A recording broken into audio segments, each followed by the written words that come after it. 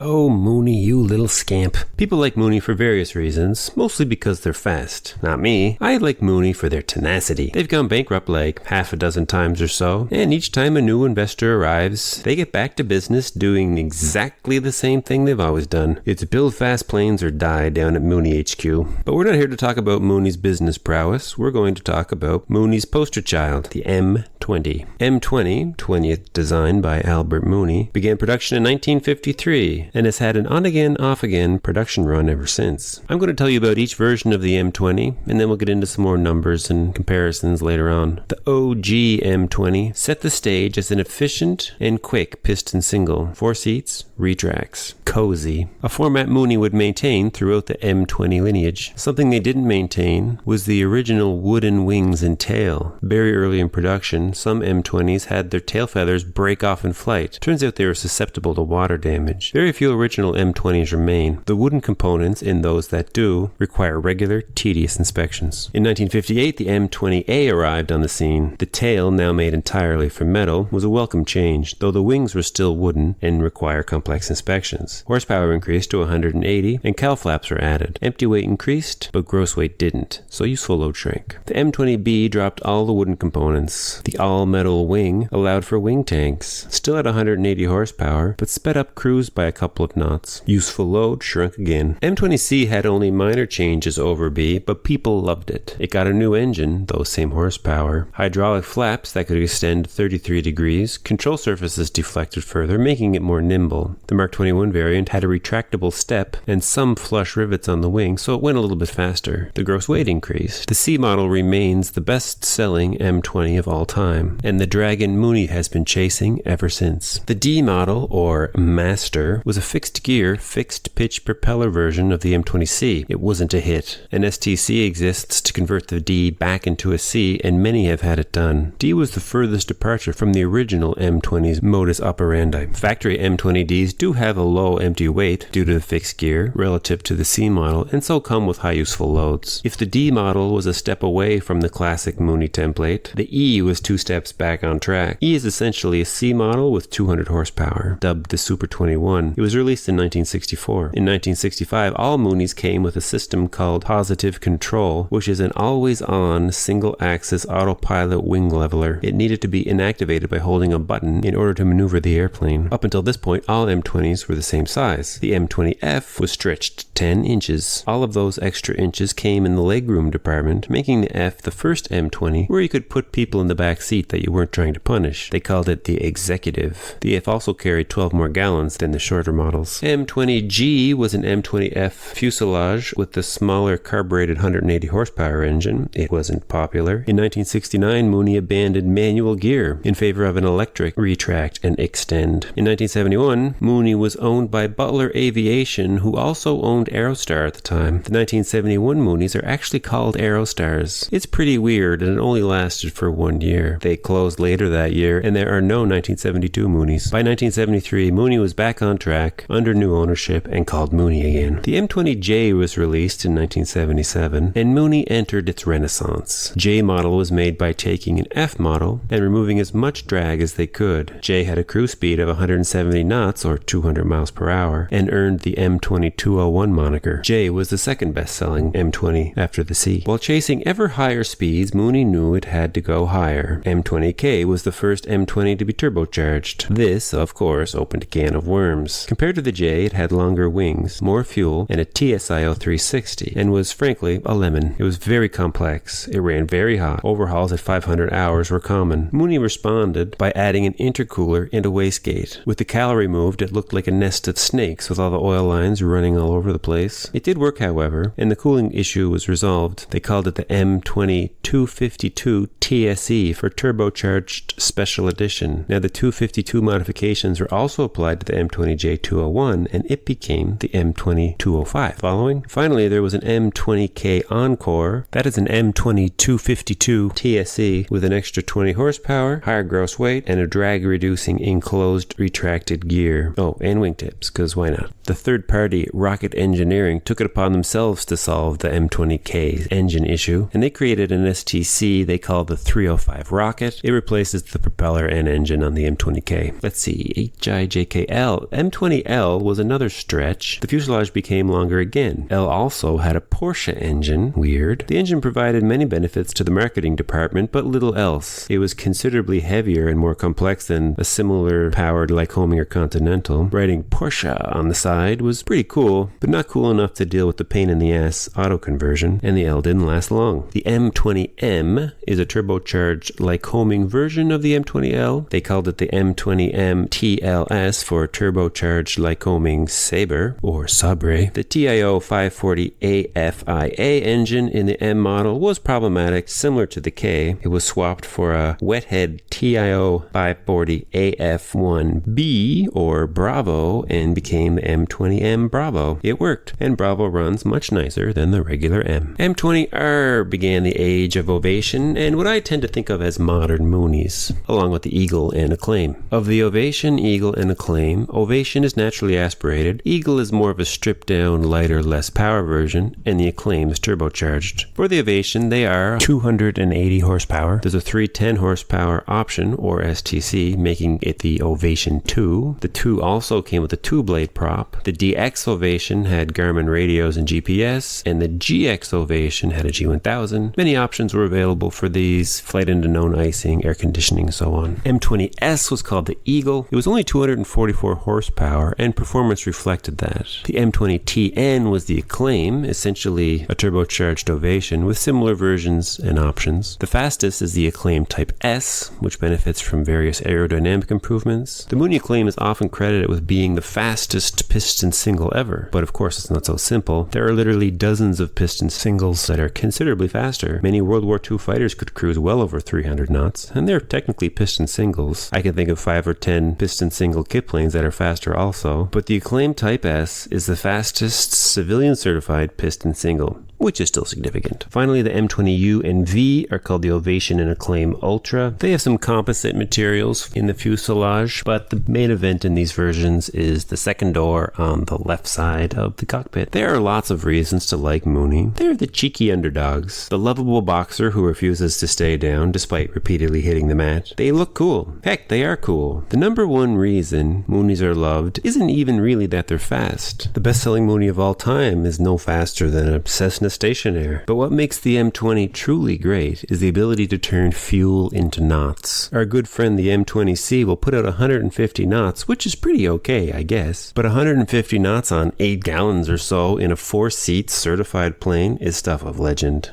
Mooney M20. Thanks for watching. Thanks to Dynon for sponsoring. See you in the next.